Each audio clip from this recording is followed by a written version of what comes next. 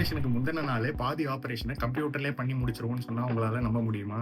ஆமாங்க, இதுதான் ரோபோட்டிக் சர்ஜரியோட ஒரு மிகப்பெரிய advantage. Hip replacement, knee replacement மாதிரி சர்ஜரியில ஆபரேஷனுக்கு முன்னாடியே உங்க போன் குவாலிட்டி எப்படி இருக்கு, அலைன்மெண்ட் எப்படி இருக்கு, கால்ல எதுவும் வளைவுகள் இருக்கான்னு சிடி ஸ்கேன் எடுத்து பார்ப்போம்.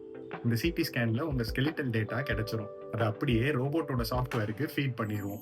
அதை ரோபோட்டிக் ப்ரீ ஆபரேட்டிவ் டெக்னாலஜி வச்சு அனலைஸ் பண்ணி எந்த அளவுக்கு உங்க எலும்புகள் தேஞ்சிருக்கு, எந்த இடத்துல அதிகமான தேய்மானம் இருக்கு, காலோட அலைன்மெண்ட் எப்படி இருக்கு, எந்த அளவுக்கு வளைவு இருக்கு, முட்டிய சுத்தி உள்ள சாஃப்ட் டிஷ்யூஸ் எப்படி இருக்குன்னு ஸ்டடி பண்ணிடுவோம். அது மட்டும் இல்லாம எந்த அளவுக்கு தேஞ்ச எலும்புகளை கிளியர் பண்ணணும், இம்ப்ளான்ட்ல என்ன டைப் வைக்கணும், என்ன சைஸ் கரெக்டா இருக்கும்ன்றத முடிவு பண்ணிடுவோம். இதெல்லாம் ஆபரேஷனுக்கு முந்தின நாளே ரெடி பண்ணிடுவோம். அதனால ஆபரேஷன் பண்றப்போ எந்த ஒரு டைம் வேஸ்ட்டும் டிலேயும் இல்லாம ரொம்ப ஷார்ட் டைம்லயே ஆபரேஷனை முடிக்க முடியும். அதனால உங்களுக்கு பிளட் லாஸ், இன்ஃபெக்ஷன்ஸ், மிச்ச காம்ப்ளிகேஷன்ஸ் ரொம்பவே கம்மியா இருக்கும்.